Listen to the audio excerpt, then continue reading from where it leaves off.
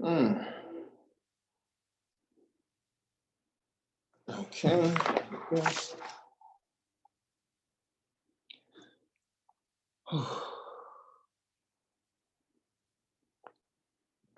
let's see something here.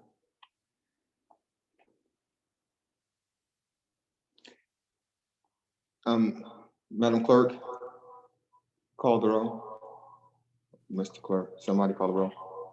Councilwoman Wilson.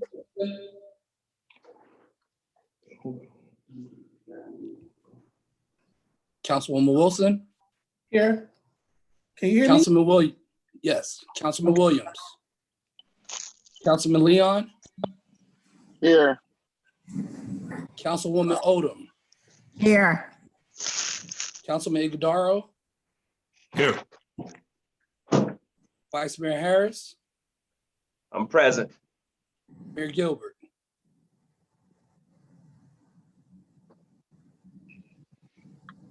You have a quorum, Mayor. Mayor, we cannot hear you right now.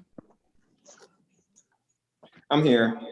Okay, I'm going to read a statement pursuant to Executive Order numbers 2069 and 2112 issued by the Office of the Governor Ron DeSantis. Municipalities may conduct meetings of their governing boards without having a quorum of its members present physically or at any specific location and utilizing communications, media technology such as telephone or video conferencing as provided by Section 12054. Paren 5B2 of the Florida statutes. Procedures for the public comment will be explained by the city clerk shortly. The members of the city council appearing remotely for this meeting are Vice Mayor Rodney Harris, Councilwoman Lily Q. Odom, Councilperson Katrina Wilson, Councilperson David Williams Jr., Councilperson Reggie Leon, and Councilperson Errol Iguodaro, and myself, Mayor Oliver Gilbert III. The city manager Cameron Benson, city clerk Mario Bataille, and city attorney Sonia Knighton Dickens are also appearing remotely. The meeting will be opened with a prayer and the Pledge of Allegiance. Please rise for invocation and Pledge of Allegiance. Bow your heads. Heavenly Father, Lord and Savior, today we ask you first, we just say first, thank you for everything. Thank you for life. Thank you for the breath in our lungs. Thank you for our ability to walk this planet and do your will for your people. Keep us safe through all perils, health and weather. Keep us in your will and your way. Order our steps. In Jesus' name we do pray. Amen. Amen. I pledge allegiance to the flag of the United States of America and to the republic for which it stands, one nation, under God, indivisible, with liberty and justice for all. Thank you all. All right. Okay. Go ahead, Mr. Clerk. March 20, 2020, Governor Ron DeSantis issued Executive Order number 20-69 relating to local government public meetings and has extended that order by virtue of Executive Order number 20-112. The governor's executive order suspends current laws that require a quorum be present in person and that a local government body meet in a specific public place. It authorizes local government bodies to use communication media technology such as telephonics and video conferencing as provided in section 120.54 paren B, paren 2 of the Florida statutes. The city is using Zoom to hold this virtual council meeting. The Zoom platform does not require the public to purchase or download any additional software or equipment to watch this meeting. Zoom is a cloud platform for video and audio conferencing collaboration, chat, and webinars across mobile devices, desktops, telephones, and room systems. Public comment will occur as they always do at the council meetings, during public comment and during any public hearing item prior to voting. When the mayor opens the meeting for public comment, anyone wishing to participate will have 2 minutes to speak. How will residents be recognized to speak utilizing the Zoom application? If you are using a mobile device, click the raise hand icon on the bottom of your screen. If you are using a computer or laptop, click on the participants icon, and on the bottom of the screen, then click the hand icon to raise your hand. There are 2 ways to view the meeting on your screen: 1, gallery view, and 2, speaker view. Gallery view allows you to view multiple participants at the same time. Speaker view allows you to view whomever is speaking at the time, while other participants will be on top in smaller squares. Please make sure to mute microphones when not speaking. If possible, use headphones to mitigate sound feedback. When addressing the city council, please state your first and last name followed by your address. All comments submitted will be included as part of the public record for this virtual meeting and will be considered by the city council prior to any action taken. Everyone participating in this virtual meeting is required to maintain decorum. No clapping, applauding, heckling, or verbal outbursts in support or opposition to a speaker or his or her remarks shall be permitted. No signs or place cards shall be allowed. No person other than the person having the floor shall be permitted to enter into any discussion, either directly or through a member of the council without permission of the chair of the meeting. No questions shall be asked of a council member except through the mayor. Any person making personal, impertinent, or slanderous remarks who shall become boisterous, rowdy, disruptive, or make personal comments while addressing the council shall be barred from further participation in this virtual meeting. If at any time during the virtual public meeting, the ability of the public to listen or participate is interrupted due to technical difficulties, the meeting will immediately pause and will resume once the issue has been resolved. The city has published an agenda as well as included in the notice to the public pursuant to our city code, the items and topics that will be discussed at this virtual meeting. Additionally, the public has been given the opportunity to provide public comments during this meeting. Moreover, section 286.0114, subsection 4, subsection C of the Florida statute specifically authorizes the city to prescribe procedures or forms for an individual to use in order to inform the council of a desire to be heard, to indicate his or her support, opposition, or neutrality on a proposition.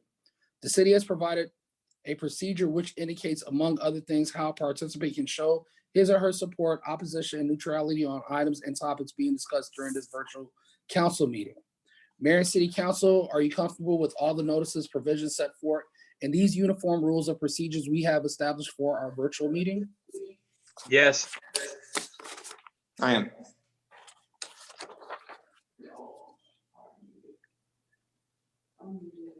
Yes, I am. Councilman Iguodaro and Councilwoman Wilson and Councilman Leon and Councilman Odom, we need you all to respond. Yes. Thank you. Yes. Yes. Thank you. Now we're on to the portion of the agenda where we approve the agenda. Are there any additions or motions? Yes.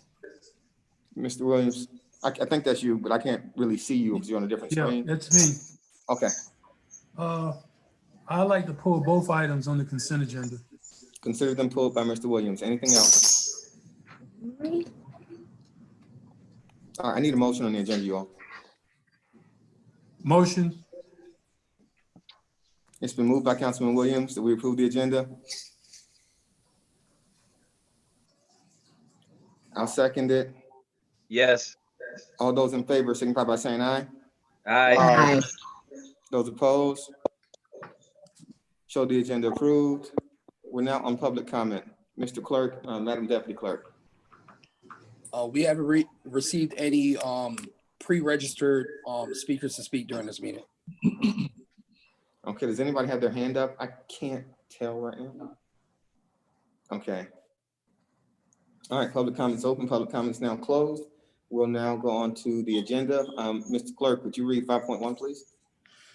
Item 5.1, a resolution of the City Council of the City of Miami Gardens, Florida, authorizing the city to forego the annual commitment in 2020 payment made to the city by Clear Channel and authorizing the establishment of Miami Gardens Business Billboard Program, providing for adopted representation, providing for an effective date. And this is sponsored by Mayor Oliver Gilbert. Mr. Vice Mayor, you're the chair. Mr. Williams, you pulled this item, sir? Yes, I did. Go ahead.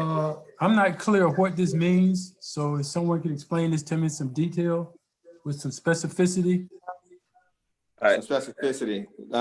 Clear Channel typically plays through different fees for allowing billboards in the city, $150,000 per year. They're not going to be able to make the payment this year. So whether we actually implement the program or don't implement the program, they're not going to be able to make the payment. What I see is an opportunity. They came to us, they sent correspondence to the manager and myself. I thought of this program because we're going to have all of these small businesses in Miami Gardens. We're going to be trying to reopen, whether it's barbershops or our restaurants or our seamstresses, people who Literally. What? Could someone mute their phones, please? I don't know what just happened. Mr. Williams? Yeah, I'm here. Okay. All of these small businesses who would never be able to afford to actually get billboard space, and they're going to have billboard space that's going to be open because their sales are quite frankly decreased to an amount that has significantly affected their entire business model and their stock price. So I saw the opportunity to actually help the businesses in Miami Gardens and help advertise businesses as they come back online, and they want people to get in their stores and in their shops and take care of their services and abate the money that they owe us, which they weren't going to be able to pay us anyway. So that's the item with specificity. It'll be a business program that I imagine we will run through some form of public affairs and probably community development, but we're not sure. We have to put some legs to it, but that's basically it. We're advertising our businesses on space that will be empty and foregoing the payment for this year only because they weren't going to be able to pay the money anyway. I move the item. My question, I second it. It's been moved and seconded. Now it's open for discussion again. okay. Am I Go ahead, on? Mr. Williams. Okay, so I don't understand. We have a contract with them, is that correct? We have an agreement with them, yes. Okay, so they're going to breach the agreement that we have. I don't think they're going to breach. I think it would be their inability to pay. So the agreement to pay is really predicated on usage of the billboards in the city. So we could spend the time to actually try to them not pay and us file an action to try to get the money, or we could do that, or we could be a good partner to, quite frankly, someone who's been a good partner to us. Look, Clear Channel was the people who advertised Jazz in the Gardens really all across the country in the Southeast when we couldn't afford to advertise Jazz in the Gardens all across the country in the Southeast for free. This is that billboard company who put us in Texas and Atlanta and Orlando and in New York when the city was, trying to build something. They've been a good partner to us. So Mr. Vice Mayor. We could try to litigate it, but Hold on 1 second, Ms. Odom. we could try to Okay, litigate thank it you. if they didn't pay, but I don't know that it's worth the litigation cost, one, and two, that wouldn't help our businesses at all. Okay, and how are these businesses going to be helped? I mean, there's just too many circles here that I don't understand. So a little business that generates maybe 10 people a day would be happy to see themselves on a billboard? I think they'd be ecstatic to see themselves on a billboard. And what would that really benefit them? It would make people aware of their business through the chair. It would make people aware of their business. So in Miami Gardens, I mean, if you're familiar with the Miami Gardens specific economic ecosystem, we have very few major hubs of business necessarily. We have the promenades, we have some stuff on different corridors, but we have a lot of standalone small businesses, small restaurants, small barbershops, small shoe repair stores, small electrician, and we have a lot of small things that aren't, they are in buildings all that are standalone. They're not going to benefit from a lot of foot traffic. When you ask how would people knowing that they are there and ready and open to provide services, well, I mean, it's just the fundamentals of advertising. More people who know that you're there and that you're providing service, the more opportunity you have to actually provide services. Yeah, I mean, I understand advertising clearly. I'm just trying to see where the real benefit to them for in lieu of me getting money from Clear Channel. I mean, I like the idea.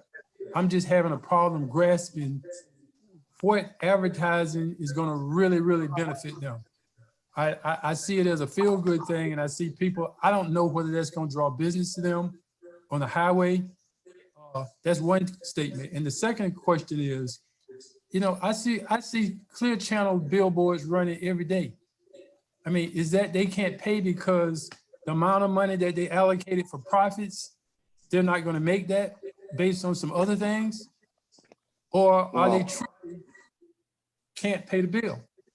No, we're sufficiently informed that they actually are struggling financially. And the last time I looked, there were two advertisers on the board. We were actually out there for a food giveaway with Unite Here, 355, the local, where they were providing for their members.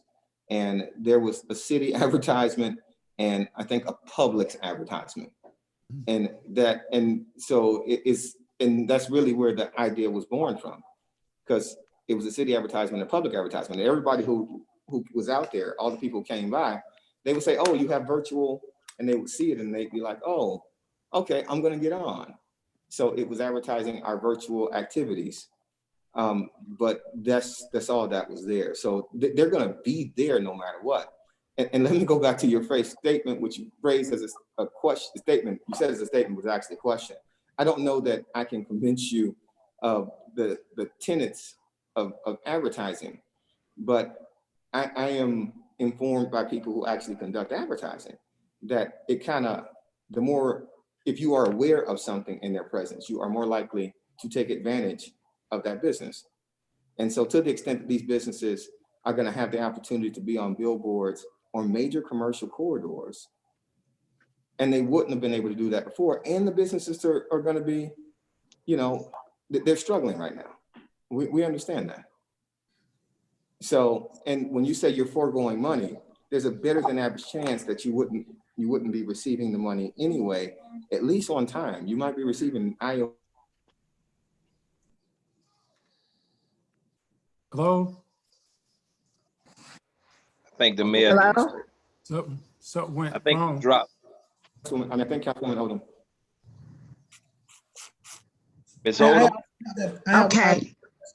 I have hold on, Ms. Wilson. okay. I really am trying to get a clear understanding also of this particular resolution.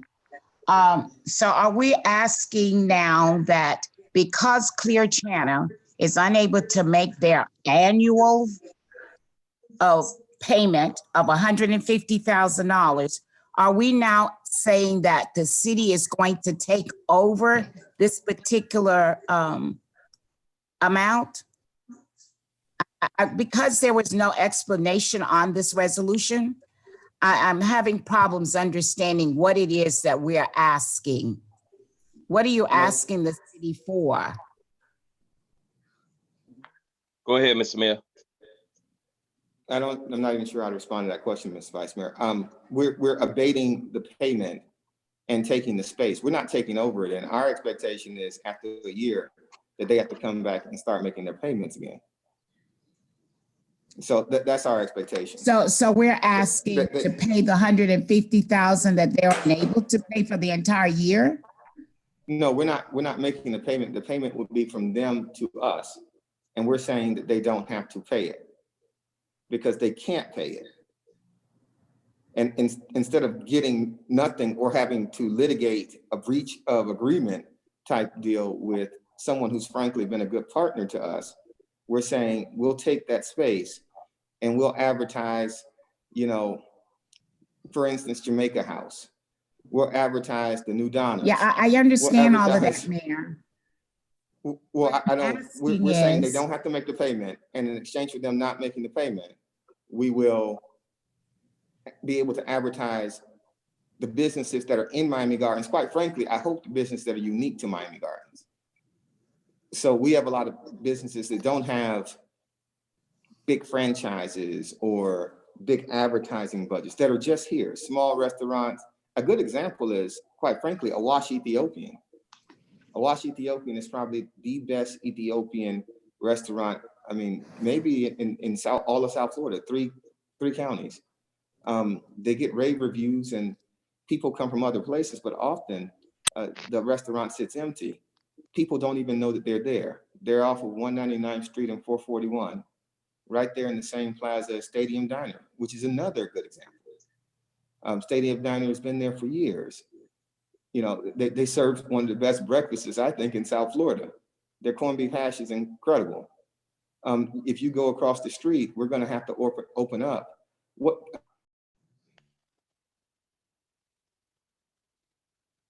is the other one? It's being built on 441 right across from Waffle House. Do you remember which one I'm talking about, Mr. Manager? It's the 2-story yellow.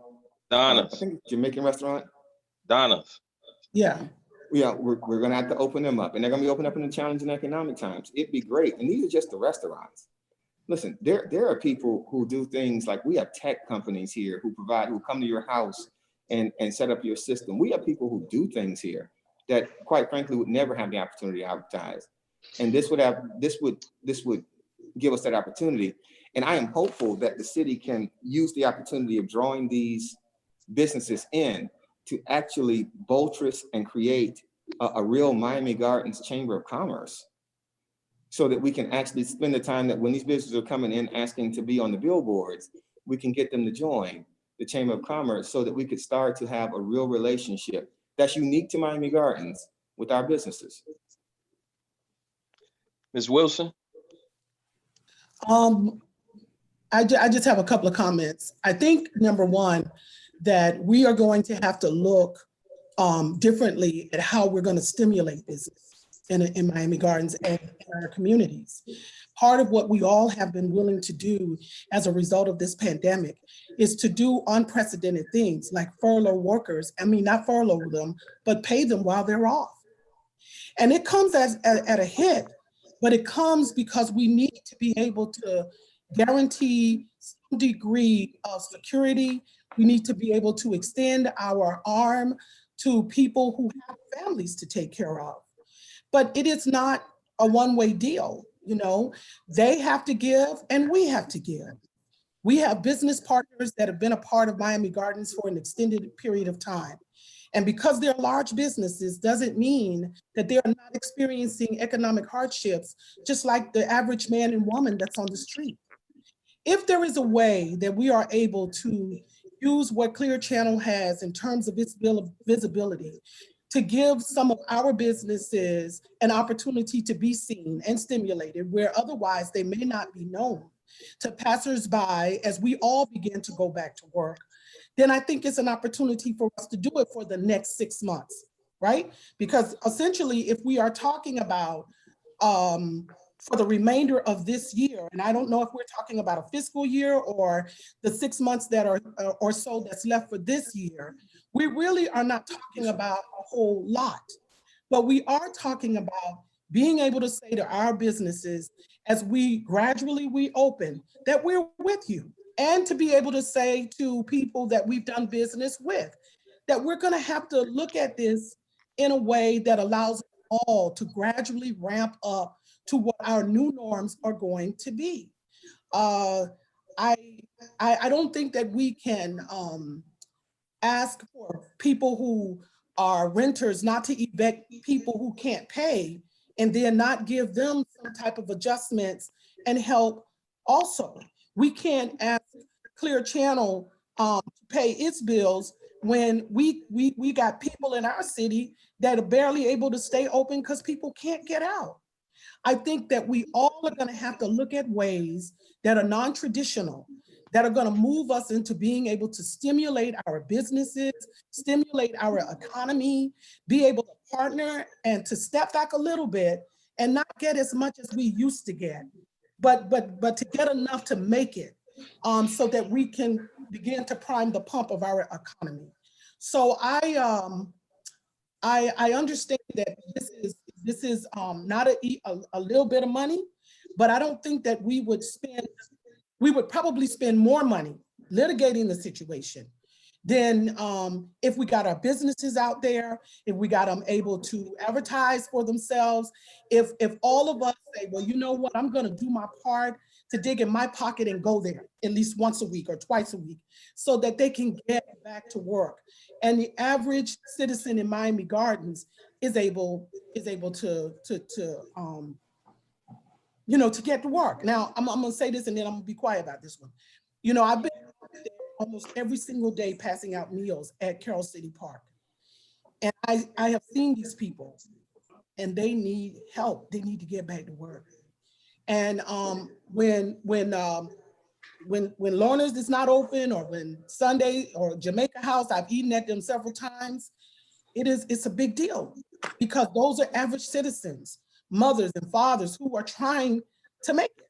So if putting their name up is going to make people stop in the Miami Gardens, and Clear Channel is going to be able to keep its doors open because we say we'll give you 6 months, then I'm all for that. And we'll get it back on the back end. But we've got to be willing to invest in each other.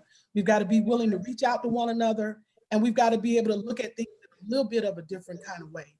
And then closing, I also think that people who have a good history deserve something.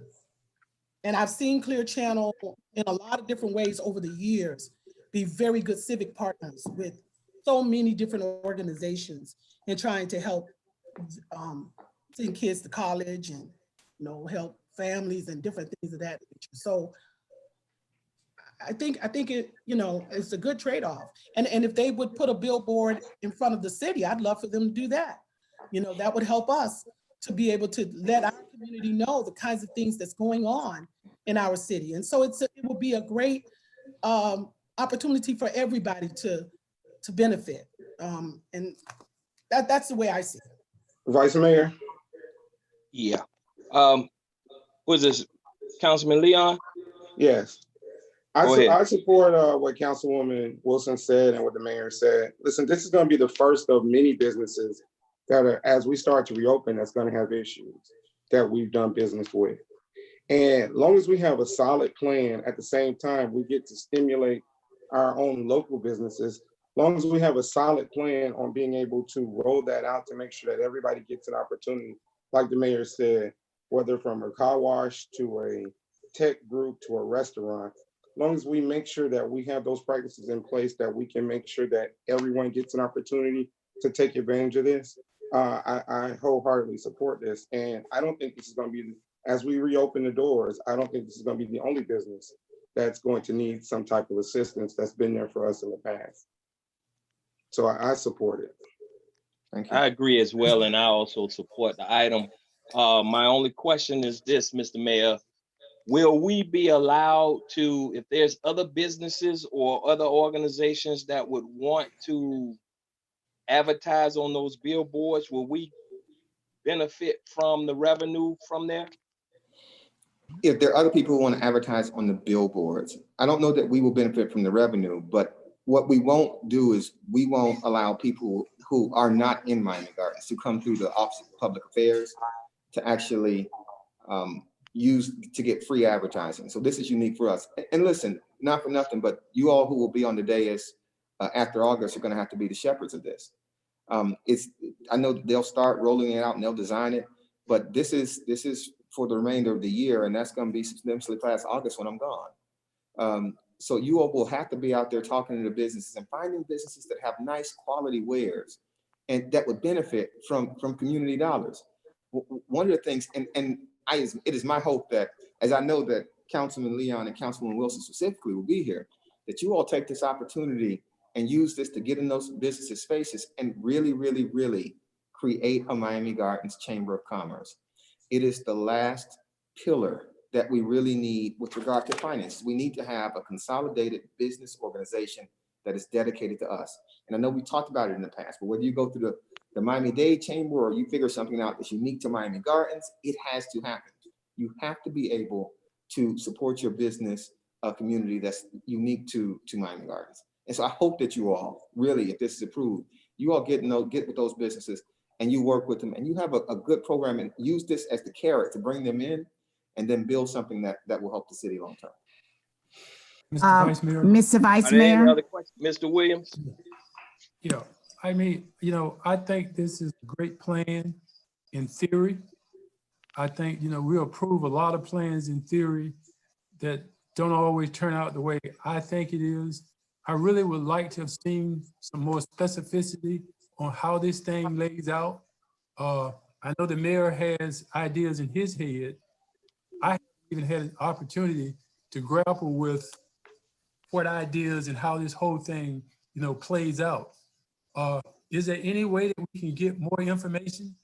I believe in supporting partners. I think Clear Channel has been a partner.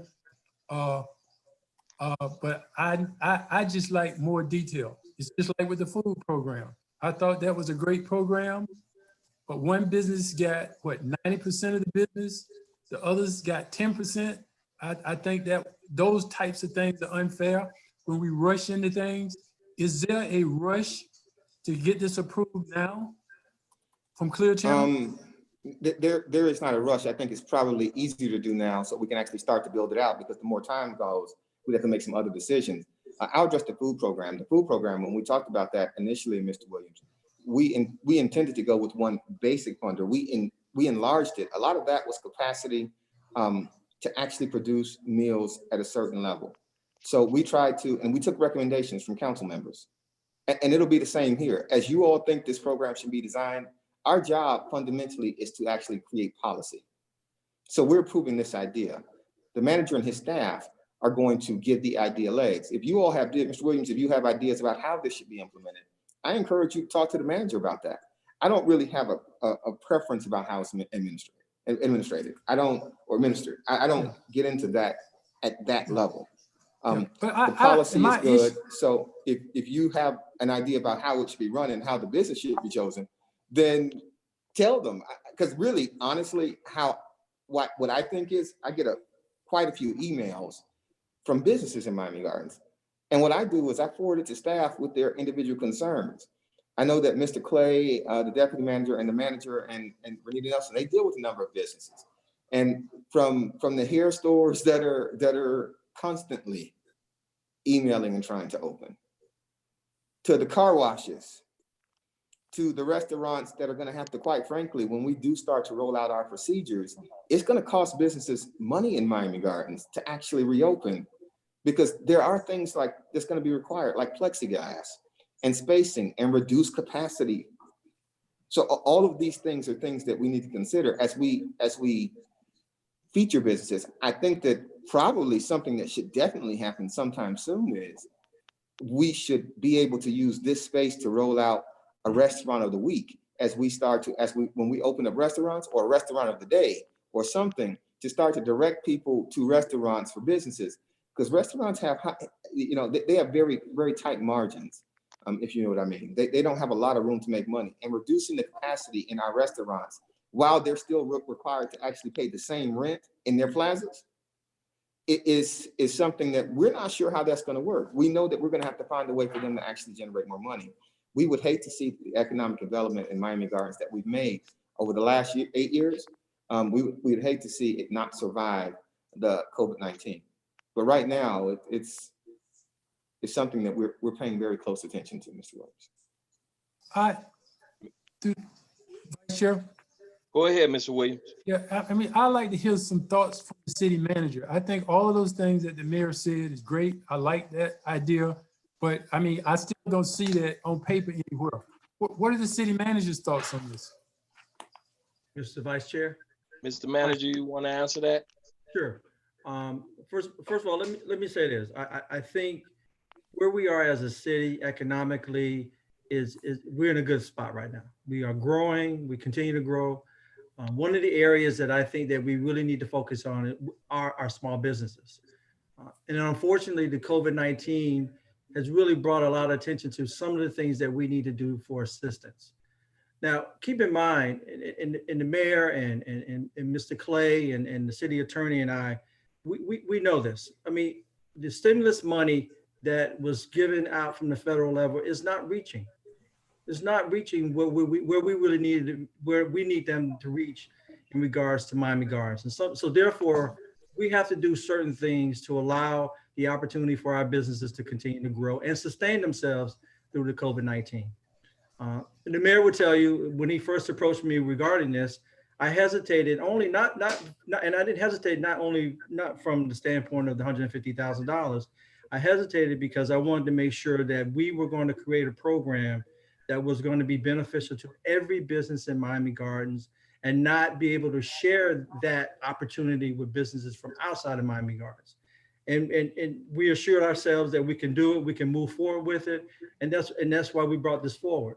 I am convinced that Clear Channel, by giving this and allowing this to happen, we'll be able not only to build a stronger relationship with down the road, but they're going to, I think the investment we make now on the front end is going to, we'll reap the benefit on the back end. I've had the chance to communicate with Clear Channel on this whole issue. They are seeking relief in other cities as well. So we're not the only one they're asking this from, but we may be the first ones that come forward to move forward with the idea so that our businesses can benefit. I would tell you that based on my communications with them, that the other cities that they're reaching out to have not come up with any type of a program similar to what we're doing right now because they are not thinking in that manner. Fortunately, we are thinking in the manner that we want to make sure that our small businesses continue to sustain themselves and grow. So I'm okay with us moving forward with the program. I think it's a good, solid program, knowing that down the road that we will reap our benefits back, our payments back, and things of that nature. But we're really looking at 8 months. We're really looking at 8 months, and then and then their payment comes due. But I think what we're doing to sustain our businesses through COVID-19, and then an additional stuff that we plan on doing next year, in the following year with new council members, I think will help us. I had a good conversation with Councilwoman Wilson yesterday regarding how we move forward economically. Some of the things we're doing now will help us continue to do that and moving forward. So I think this is a good program moving forward. Certainly I'm not blinking at the fact that we're losing $150,000, but I am looking at the fact on the back end, we'll make it up. As you all know, Mr. Clay is a stickler when it comes to our numbers, but he also understands the dynamic of how we can move forward and making sure that from an economic standpoint, the city sustains itself with our businesses and our small businesses assisting us with that. Mr. Vice Mayor, Go ahead. I'd like to ask the manager a question. How soon will we be able to get the details on this particular item provided it goes through? If this item is passed today, let me answer that in 2 ways. If this item is passed today, by later today, we'll start working on developing the program and working with Clear Channel and getting those things in place. Later in the morning, you're going to hear where we are as far as reopening our businesses. So whatever we do, we're going to make sure that this program is a part of that reopening as well, so that we can make sure that we're able to address all of our business issues at one time. So if approved, we'll start working on it today with Clear Channel and moving forward, and then making sure that this is a part of our overall reopening program for our businesses in the future. And as we move through different phases, we'll make sure that that becomes a part of those phases until such time Clear Channel makes their payment, and then we may have to move into a different type of arena regarding the program. But certainly we can start on this once passed. Well, Mr. Manager, why is it, what was the urgency of this item coming prior to our having the details of the item? I think conceptually was the idea, conceptually, I mean, from this standpoint, we wanted to get a conceptual plan, a conceptual sign off so that we can develop the program and moving forward. That Well, really, I mean, Clear Channel emailed us, we had a discussion, we talked it through, we brought the concept to you. That's what we're doing today. The mayor wanted to bring the concept, we got the concept, and now we can put the program together and move forward with it. well, Mr. Mayor, you had something to add? Yeah, we're going to try to use this in the reopening of stuff also Correct. for businesses. Yeah. And so we're trying to use this to reopen stuff. So being able to advertise the businesses they reopen is going to be important. Mr. Vice Mayor? Yes. That's why I made ahead, the Mr. Manager. as far as linking the reopening that we're going to talk about in the next few minutes with this program being a part of that reopening. Okay. Are there any other questions in reference to this? Yes, go ahead, Mr. Iguodaro. First of all, I just want to give a goodwill message. I hope you all are staying safe and well. Same to you. Yeah, thank you. I think I got a couple of points, and I just want to speak on the point that Councilman Williams made about whether there is really a need on the behalf of Clear Channel. I can't verify that. I can't vet that. I'm going to take the established answer as a face value that they have a need. I say that to underscore the point. Whenever we see a relief, when there is a crisis nationally or anywhere locally, there's always a bailout for the corporate big boys. I don't want to support any kind of corporate welfare when these mom and pops are struggling. I hope we're going to have the same kind of sentiments and sympathies in terms of honoring a local contract when it's a mom and pop not being able to meet their end of the bargain, as we are this sensitive to big boys. I don't have a problem bailing out people when they need help. So I just want to make sure that we have an equitable way of looking at, and fair way of looking at redress in this sense. I'm going to ask a question. Maybe the manager of the city attorney can answer it.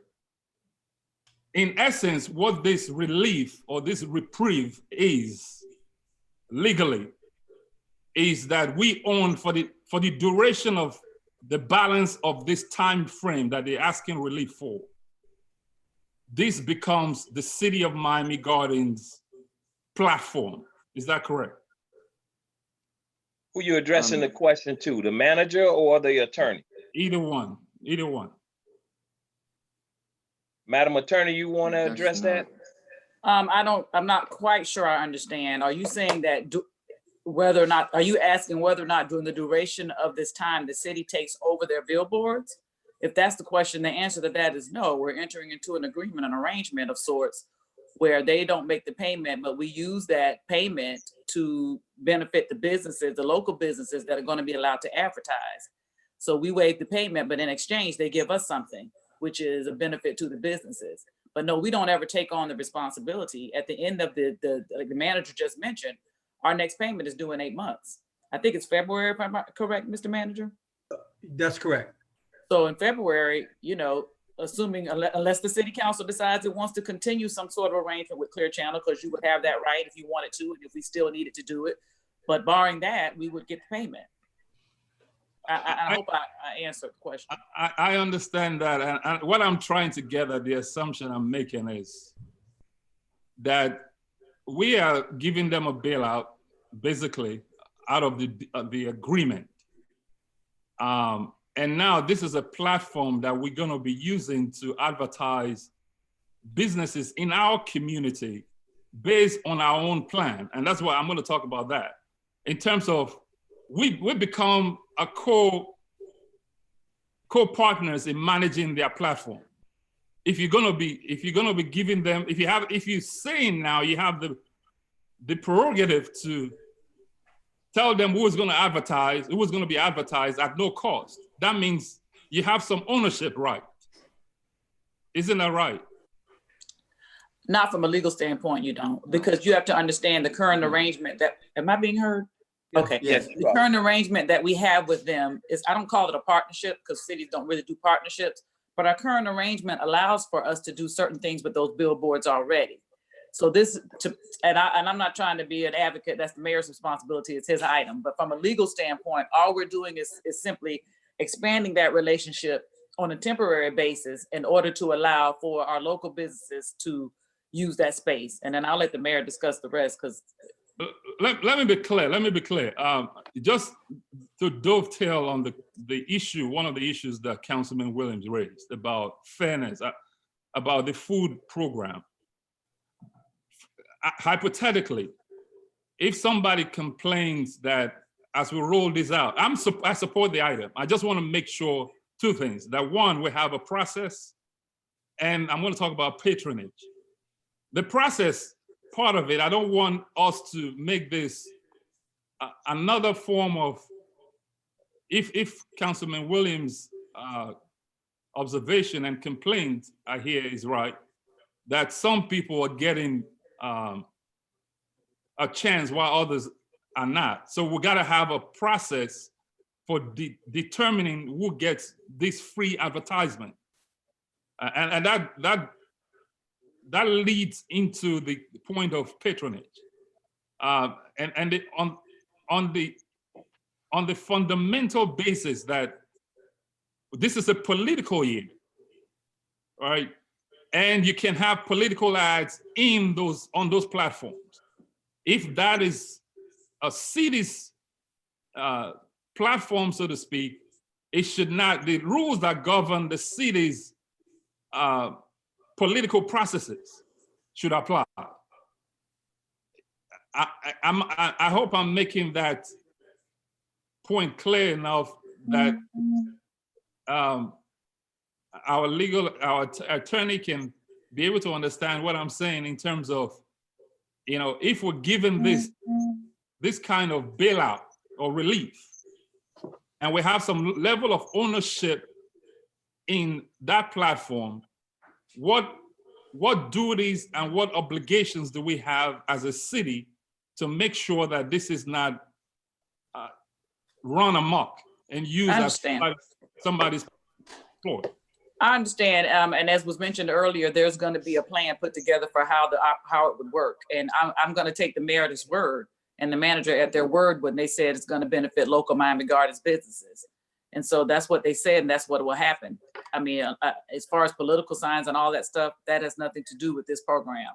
Right. Even there are a lot of other, not just political signs. There's a lot of other things going on in the world. But from what I understood the mayor to say, and I'm going to take him at his word, and the manager, we're going to benefit local businesses with these billboards. Is that what you're asking? You got it. I'm satisfied if that is the clear answer, and I want to see a plan as we roll this out. Thank you. Okay. I have one other comment. Go ahead, Councilwoman Wilson. I want to be careful when we say that that this this amount of money that we are bailing them out of, that there is no payment. Actually, there is a value in the advertisement that we are forgetting. Mm-hmm. See, the value of the advertisement over the next 6 to 8 months is what is benefiting our businesses. Mm-hmm. I am certain that it will probably exceed the amount that we are foregoing. Mm-hmm. So there would be no way that our small businesses would be able to advertise in the prime spots that they are going to be able to advertise in and afford it. It would be beyond their reach. So utilizing this space for businesses that would traditionally not have access, this is one great carrot. And to me, the second great carrot is that if we were to put the worth of the advertisement together, it would probably exceed what we are foregoing. So we are now serving as partners and interjecting in the stimulus of our local economy. And again, as I've done my research, small businesses in America are the fabric of our economic engine. It's not just the huge corporations. What's going to make Miami Gardens continue to be a strong city is the local millionaires that we create in our city. which is through our small businesses. So I however, understand and want to underscore Dr. Iguodaro's point, and that is that must be given access to all that have an opportunity and have a desire to want. And there must be an equitable way in which they can take advantage of this very, very great opportunity. And when we say small businesses, I want to underscore that in bold and italicized. We are talking small businesses, not huge corporations. We're talking about our mom and pop organizations and businesses that really need to be stimulated on the ground levels. So we don't want this to become, to be used outside of that purview. And I think that before we start with that, we have to be, all of us need to be comfortable with the parameters of our plan, of bringing our businesses in, getting them, showcasing them, giving them an opportunity to advertise, and to take advantage of what could be a long-term relationship that Clear Channel has with some small businesses, but very well so to give them an opportunity to be seen in ways that they never were seen. All right. Are there any other questions? Yeah, I have a statement I'd like to make. Go ahead, Mr. Williams. Okay, and I'm going to vote for this item in theory, because I see the big picture, but I think, Clear Channel, $150,000 in my opinion is nothing to them. I see the $150,000 that they were going to give us is not a real loss, because it didn't cost us anything to get it. It's just part of an agreement. Clear Channel already has an agreement built into the agreement where they're going to do community events and emergency things. I've never been able to get Clear Channel to do anything as it relates to science as a community event. I think Clear Channel just came off a great Super Bowl year. The billboards were filled. I think that maybe they're losing money because their projection for this year is under what they projected. Corporations do that and they claim it as a loss. And all of those things, I think about. But I also think about, and also I think, the theory about mom and pop stores advertising on a billboard, I look at the majority of that as just a feel-good thing. I'm not real sure whether that's going to have any real impact on their business, but feel good is feel good. And I think that's a good thing. I think that there are a lot of other alternatives that we could have come up with, but in the shortness of time, I think this plan is a good plan. If it's worked out well, and if a lot of the businesses, big and small, benefit. And I'm always concerned about the small businesses not getting it. I don't really have a plan. I'm going to think about it. I'm going to share my opinion with the city manager. I like to hear more of his thoughts and Mr. Clay's thoughts, so I can kind of formulate how I'm thinking, on this whole process. But down the road, I think it could be a benefit. And I also want to address this legal thing too. If we have an agreement with someone and they breach it and we take them to court, it's always been my understanding that we don't pay legal costs. So, and I'm not saying that we should do this with Clear Channel, because I think they've been a great partner at doing what they do, not only here, but around the country. So, with all that said, I'm going to support that with the belief, again, that this is going to head in the right direction. And I hope we periodically get information on how this thing is progressing from the city manager on where we're going with this. Thank you. Vice Mayor, can we call the question? Go ahead, Mr. Leon. No, I said, can we call the question? What do you want to question? Second. He's calling the question to vote. I second it. All right. All in favor of this item passing? signify by saying aye. Aye. Aye. Any opposed? No opposed, show that the item passed. All right, next item 5.2. A resolution of the City Council of the City of Miami Gardens, Florida, authorizing the creation of a COVID-19 emergency rental assistance program, provided for adoption representation, provided for an effective date, and this is sponsored by Mayor Oliver Gilbert.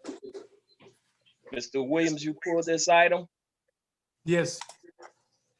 I'd Go like ahead. some details on how this is going to work. Mayor? Okay. People who can't pay their rent, they're going to come to the city, and we're going to use funds that are available through subsistence. I think they call it subsistence existence. People who are on the verge of being evicted, we're going to help them stay in their apartments through, I think it's SHIP money or community development block grant dollars. But Mr. Clay can answer specifically. What I don't know whether you all are getting them as council members, but the manager and I are getting a lot of requests and comments about people who, quite frankly, are at risk of being evicted. And so we know that programs like this have been implemented in a couple of other big cities. And so we have the ability to do a limited amount here. And I just thought if we could use that money, and this was a category within that money was eligible, and we could help people, then we should help them.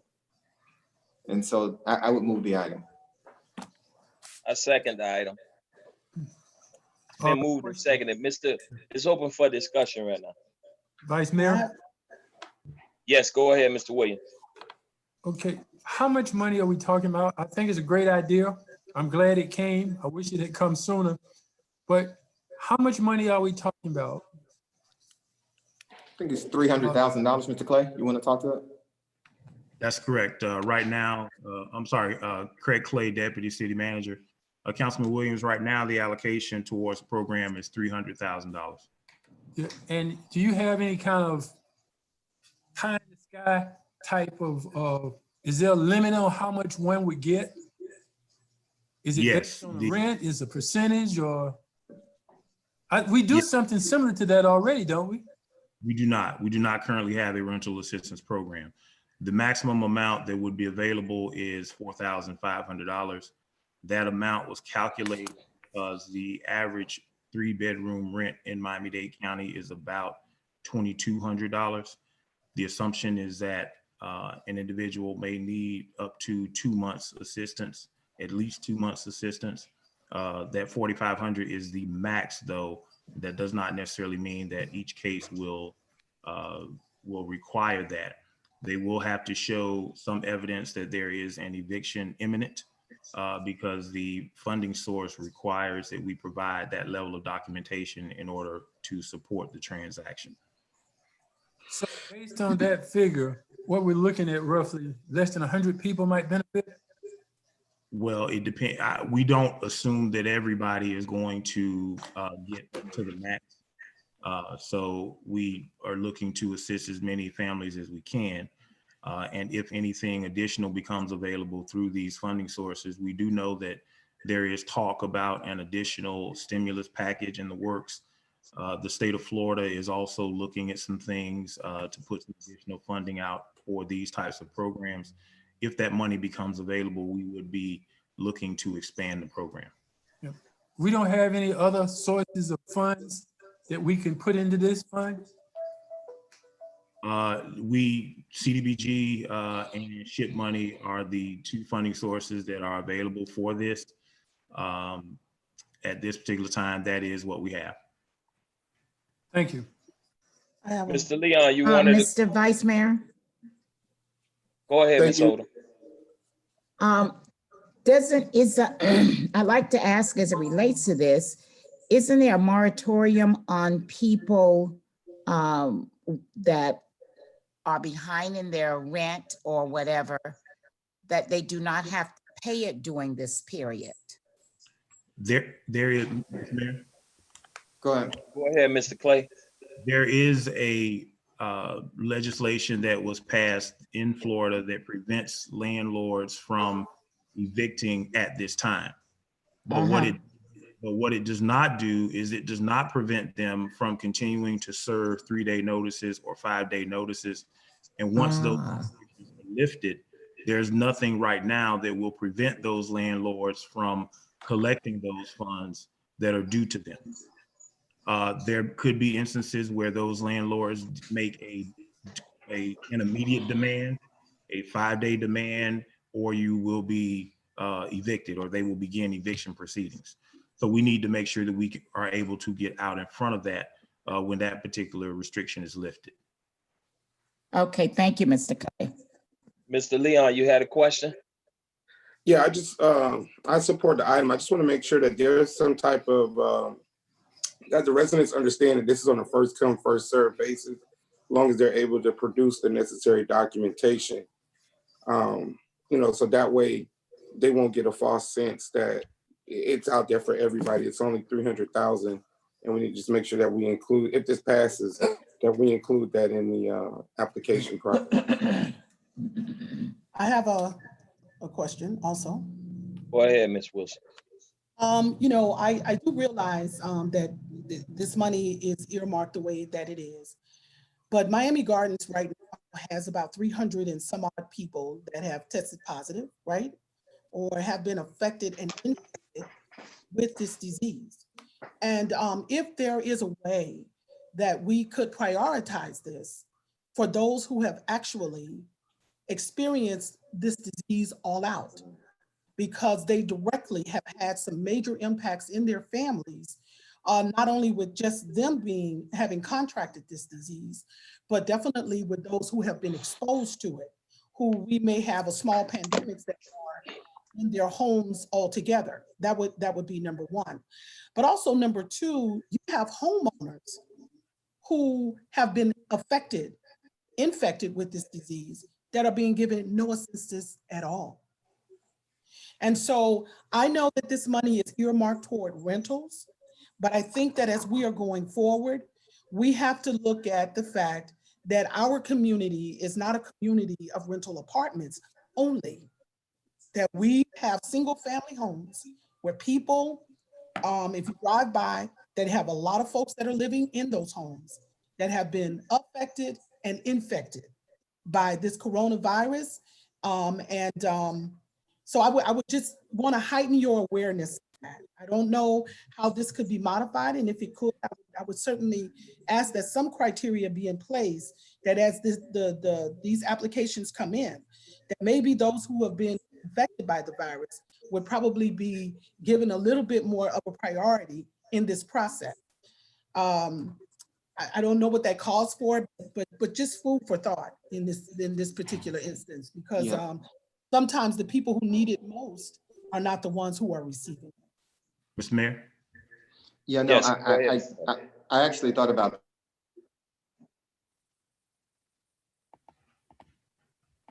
experience COVID-19. We couldn't hear you. Can you all hear me? Hold on. Can you hear me? Yes. I think that there should be some consideration. The issue is if we put it in an application process, we would make their medical records subject to public record at that point. And so we're playing with ideas about how we can get to not just the need, but the narrative that brought you to the need through the process.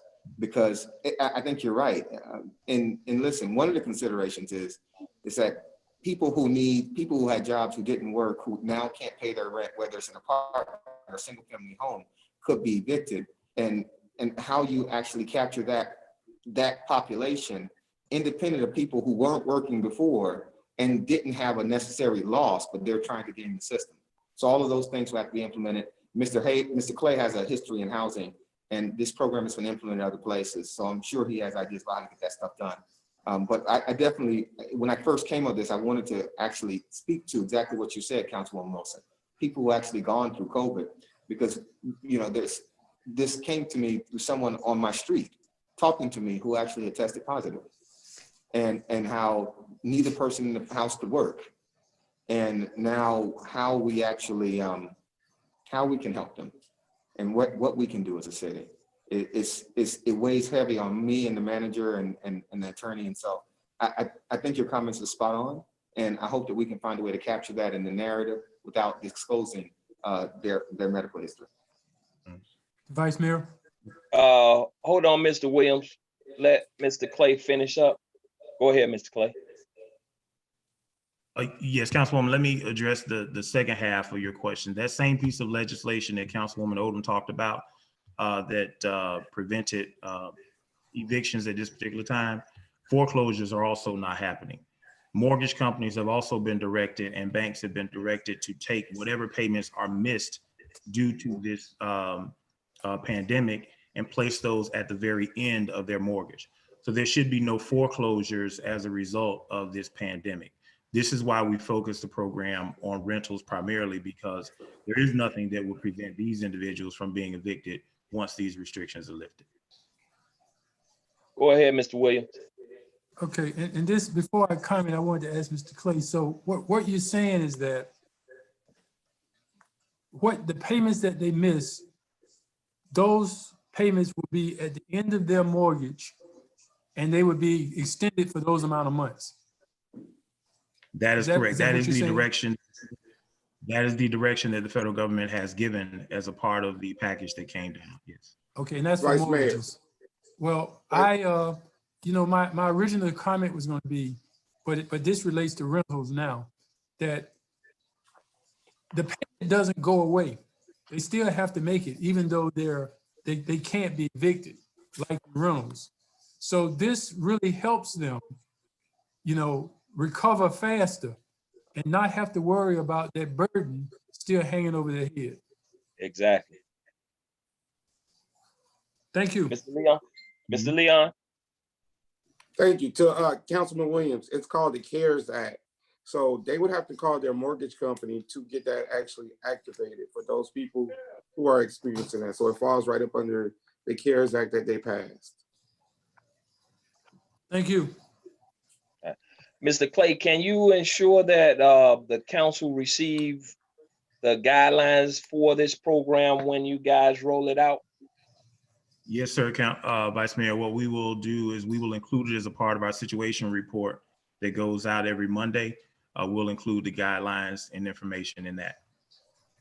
Are there any other questions on this? Yeah, one other question. You know, and Go I ahead, would Mr. that through whatever departments that we have, strategic planning or whatever, that we are scouring around looking for agencies and organizations that want to donate money to us or want to help these types of causes. Who's that Absolutely. question for? Okay, just a Councilman, recommendation. who's that Thank question you. for? No, that's just a recommendation. Okay. I know that there's some out there. Okay. All right. Showing that there's no more questions on this issue, it's been moved and seconded. All in favor signify by saying aye. Aye. Any opposed? There's no opposition. The item passes. All right, we're on to item 6.1, discussion on the strategic framework for reopening the city. And this is sponsored by the city manager. Mr. Mayor. Yes, before the manager introduces an item, let me just say, give an overview of where we find ourselves. The governor is reopening the state. I believe he's going to go to phase 2 at some point today. And the mayor of the county is following suit in fast pace. The manager and I have been working on a plan to, while we understand the importance of reopening Miami Gardens and our interrelated nature, you know, people in Miami Gardens work other places. So as the rest of Dade County and the rest of Broward County opens, they're gonna have to leave their homes and go to work properly. But also we have a community full of people who are specifically susceptible to COVID-19, who have the comorbidities, pre-existing conditions that will ravage this community if we aren't careful. And Councilwoman Wilson made reference to our numbers around 300. Yes, and compared to other cities and large populations of African Americans in the county, we're doing pretty good. But I think that's in part because of how we've been serious about social distancing and how we've been serious about closures. I think we need to be as serious and as diligent about reopening. So as everyone else rushes to reopen and everybody's going and creating these crowds, we understand that our residents will be leaving their homes and going to jobs in other places. The framework of this was premised on leaning more towards safety and less towards reopening quickly, because the one thing we know we can't do is we can't give people back the lives that will be lost if we're rash. And so the manager and I have been working on this plan, and we think it's diligent, and it's still a work in progress.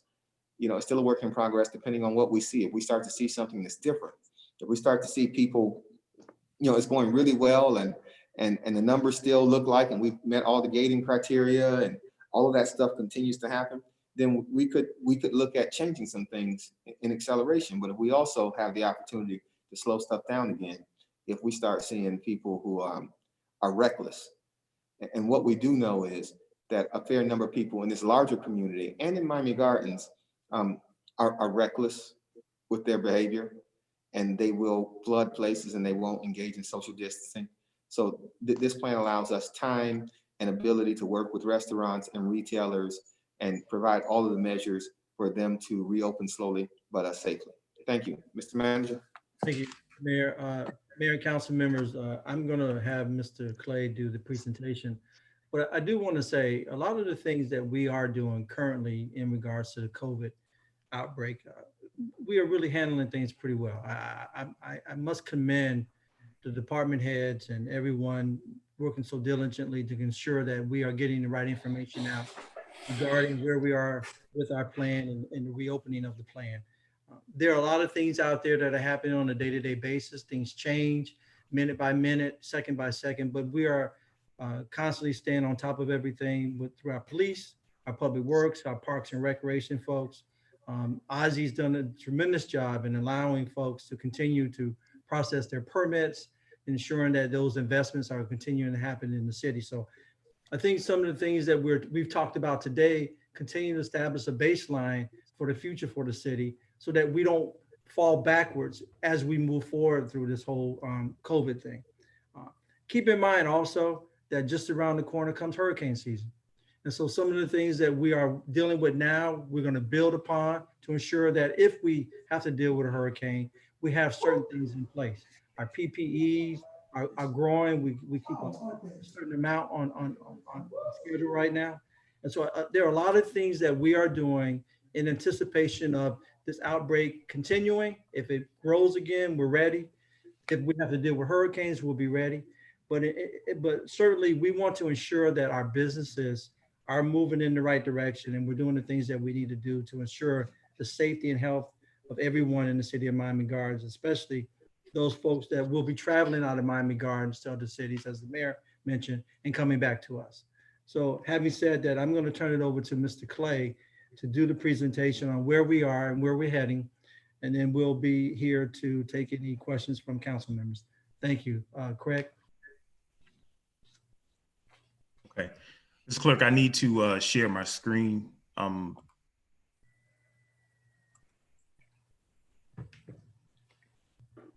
believe you have a shared button on the top right-hand corner where it says share content. Yeah, it's telling me host disabled participant screen sharing. All right, hold on one second. Is that Lashara doing? Hold on one second, Cameron. Okay. Mr. Manager. Yes, sir. Okay, we're not gonna pick on the deputy clerk, even if it's a Zoom meeting. Okay, I'm sorry. Thank you.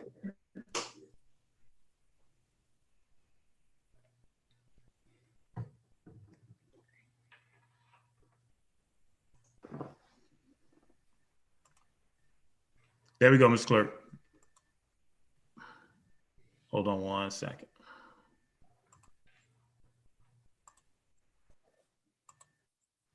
Okay. Can everyone see that? Yes. Okay. Yes. Yes, we have. All right, thank you. So good morning again, Mayor Gilbert, Vice Mayor Harris, and members of the council. I want to say again, I hope all is well with you and your families. Today, as we discuss reopening Miami Gardens and moving to a new normal very slowly. I'd like to take a few minutes to talk with you about how we got here, what the economic impact to the community has been as we know it so far, the criteria that we used to talk about reopening, where we are today, and finally, what will happen during phase one. As you know, state of emergency was declared back on March 11th in response to the COVID-19 pandemic.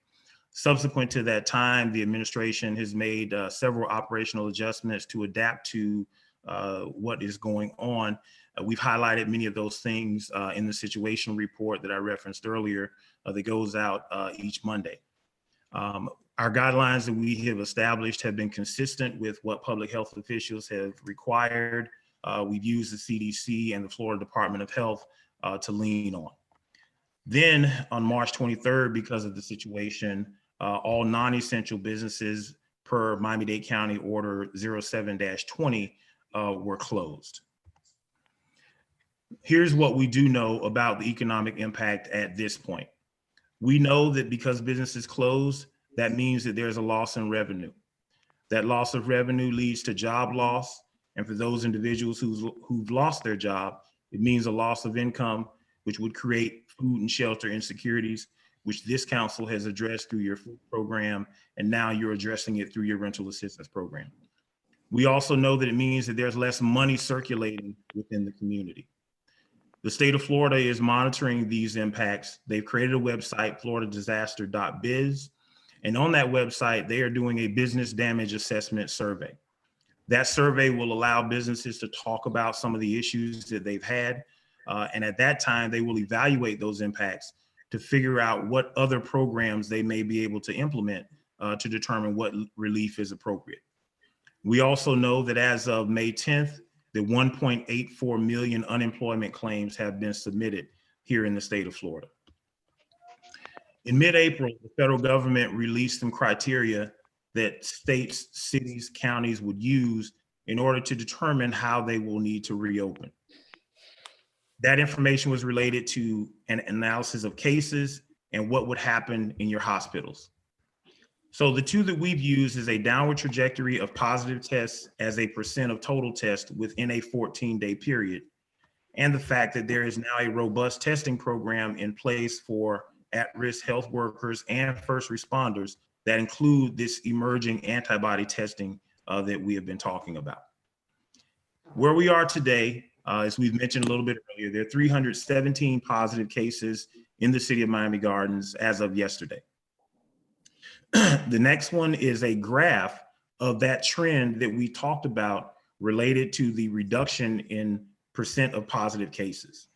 So if you date back to April 30th, we started trending flat or down, which is the requirement. Your trajectory needs to be down or flat in order for you to begin to talk about reopening. As Mayor Gilbert mentioned a little bit earlier, we've established a synergy between many of our neighboring cities. The city of Miami, the city of Miami Beach, and the city of Hialeah are working in cohort with us to try to have an intelligent reopening strategy. The coordinated effort, we believe, will limit the impact on one area of the county being hit tremendously, as you saw a couple weeks ago when Miami Beach opened their parks and you saw a run up on South Point Park, which led them to close it immediately. Many communities, many cities, but one community. Yesterday, you received notification from Public Affairs about a reopening of merchant wholesale and merchant retail businesses with operational conditions. Businesses that will be allowed to open are those types that are registered with us.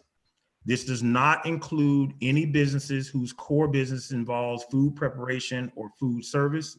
Restaurants will still be asked to continue with takeout and delivery during phase one. Barbershops, beauty salons, nail salons, bars, and nightclubs are still prohibited from operating in the city of Miami Gardens at this time. We've also listed employee and customer protective measures that these businesses that reopen must follow. And those were listed on the notification that went out yesterday. The next slide also talks a little bit about what those protective measures need to be. These businesses are asked to post the details at the very front of the store so that there are no questions from employees or customers. They will be limiting the capacity to 25% of their fire occupancy. Employees and customers will be asked to wear face masks and coverings. Social distancing will be asked in the store. Frequent hand washing, hand sanitizing. Workers will be make sure that there are adequate trash receptacles. Point of sale equipment will be cleaned. Businesses that are not compliant with these guidelines will be asked to shut down. We will be making sure that this compliance takes place through our code enforcement department and using our community enhancement team in the police department. We are asking residents to participate in this as well. We've created an email address for them to send in reports of non-compliance. We will continue to monitor the situation over the next week. And at that particular time, we will evaluate reopening criteria to determine how and when we move to the next phases to include those restaurants, barbershops, beauty salons, and so on. With that, we will take any questions that you may have.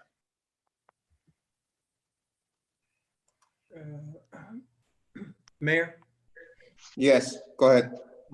I just wanted to ask the deputy, Craig, in regards to how we continue to evaluate and keep the city council and mayor involved in everything, we will continue to use the situational reports as a means of communication for them?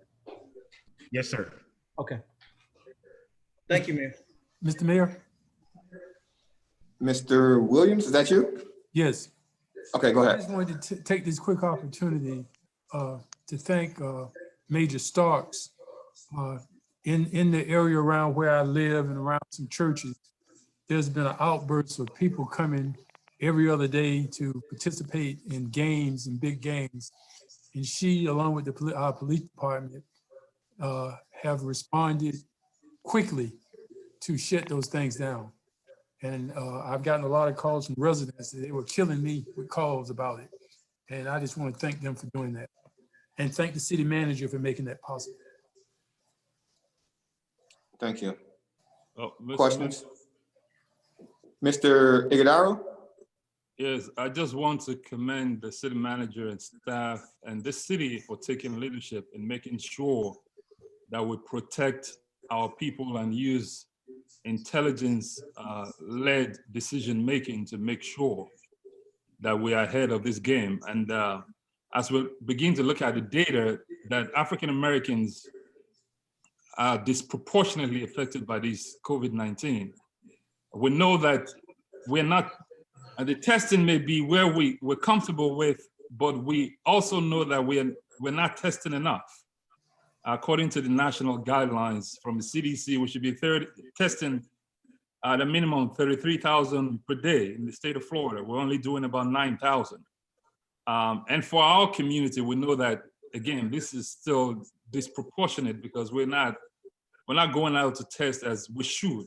So I think a safe reopening and intelligence-led decision-making would allow us to not only put our people back to work, but also save lives in a real way. And I think we've been on the front of this, and I thank you, the manager, for this initial plan.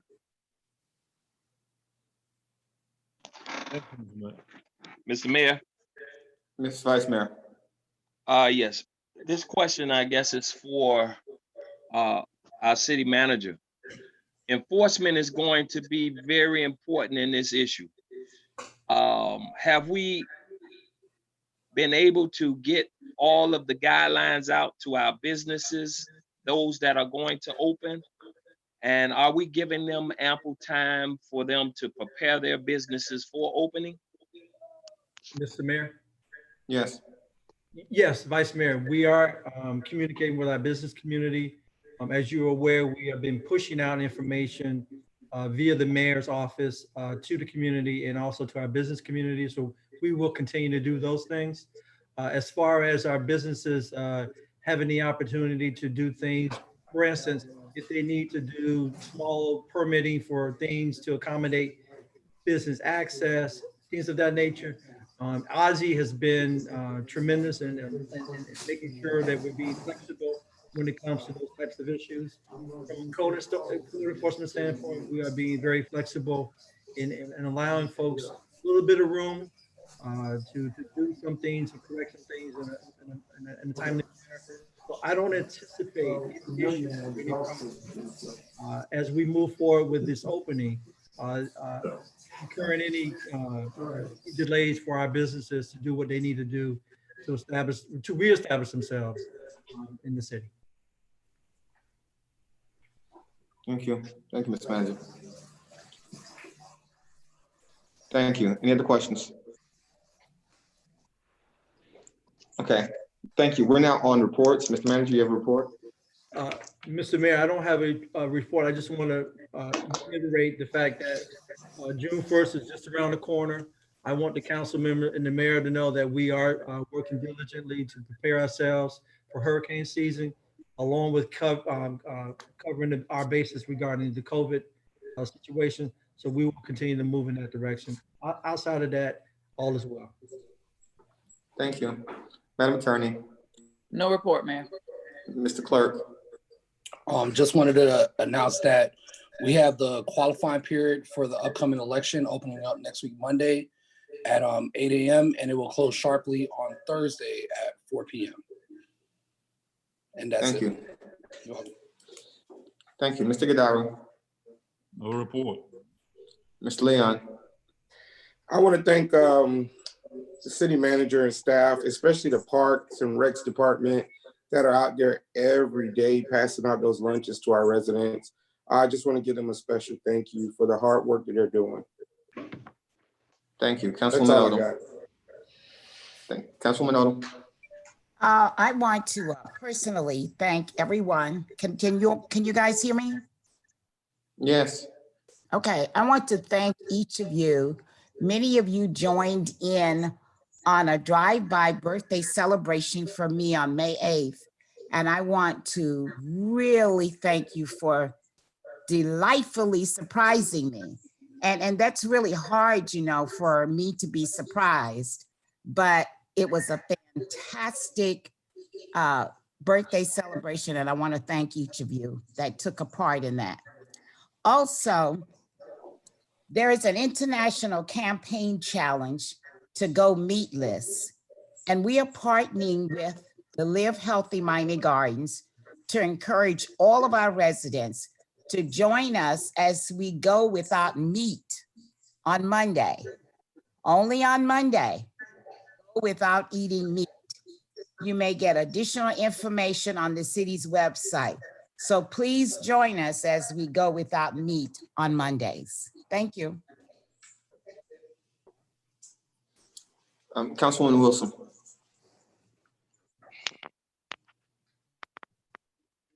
Councilwoman Wilson.